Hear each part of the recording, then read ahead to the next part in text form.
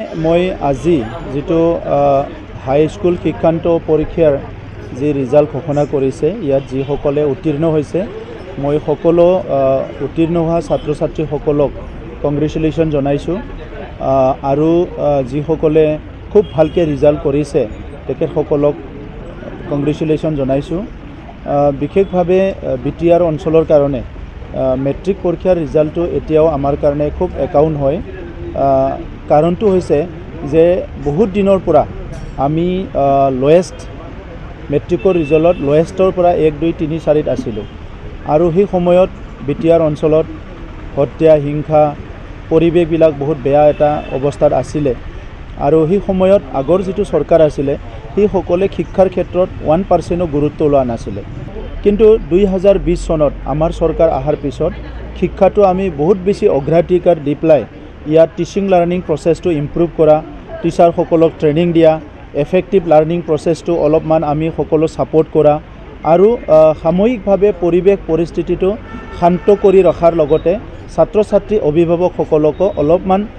সৰকাৰি তৰফৰ পৰা অলপমান এনকাৰেজ কৰা বিভিন্ন কাৰ্যসূচীবিলাক আমি লৈ আছিলোঁ আৰু ইয়াৰ ফলত আজি দেখিবলৈ পাইছো যে যোৱাবাৰো আমাৰ অলসমৰ যেটো ৰিজাল্ট ইয়াত চিৰাং ডিস্ট্ৰিক্টে টপ কৰিছে আৰু এইবাৰো অলসমৰ ৰিজাল্টত চিৰাং ডিস্ট্ৰিক্ট হিচাপে টপ কৰিছে আৰু বাক্সা ডিস্ট্ৰিক্টৰ তলত পৰি যোৱা নাই বাক্সা ডিস্ট্ৰিক্টৰ ওপৰতে আছে কিন্তু আমাৰ ওদালগুৰি জিলাত অলপ বেয়া হৈছে সাময়িকভাৱে কিন্তু বিটিআৰ অঞ্চলৰ ৰিজাল্টটো বহুত ভাল তো সেই কাৰণে মই আমাৰ শিক্ষা বিভাগৰ সকলো বিষয়াসকল আমাৰ শিক্ষকসকল ছাত্ৰ ছাত্ৰী আৰু অভিভাৱক সকলকো অভিনন্দন জনাইছো 25-30টা বছৰ বিদ্যালয়বিলাকৰ আন্তৰ্গাঁথনি নিৰ্মাণ কৰা হোৱা নাছিলে আগৰ চৰকাৰে ইটো অলপ চোৱা নাছিলে আৰু শিক্ষা বিভাগটো সবচে নেগলেক্টেড বিভাগ আছিলে আগৰ চৰকাৰৰ সময়ত সেই কাৰণে গাঁৱে ভূঞে যিবিলাক স্কুল আছে জৰাজীৰ্ণ অৱস্থা আৰু আজি আমাৰ চৰকাৰ আহাৰ পিছত আমি যোৱা এটা বছৰত প্ৰায় 540 স্কুল ৰিপেয়াৰিং কৰিলো খুব ভালকে আৰু 100খন মডেল স্কুল নিৰ্মাণ কৰিলো এই বছৰ আমি 1200খন স্কুল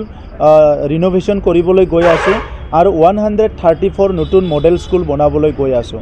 আৰু স্কুলবিলাক সোলাৰাইজ কৰা হৈছে গতিকে দুটা বছৰত আমাৰ স্কুল নিৰ্মাণ কৰা আৰু স্কুল ৰিনোভেশন কৰা কাম কমপ্লিট হৈ যাব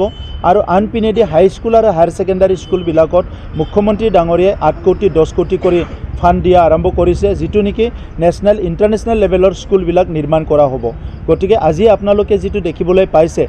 জৰাজীৰ্ণ স্কুলৰ অৱস্থা হিটো আৰু এটা দুটা বছৰৰ পিছত এটো কমপ্লিট বিটিআৰ অঞ্চলত শেষ হৈ যাব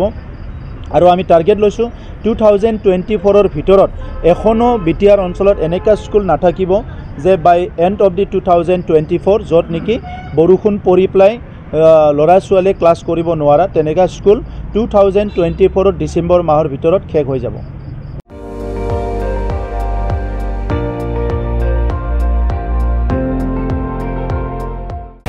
আপুনি চাই আছে ND24 সৰ্বশ্ৰেষ্ঠ নহয় সৰ্বোত্তমৰ দৌৰ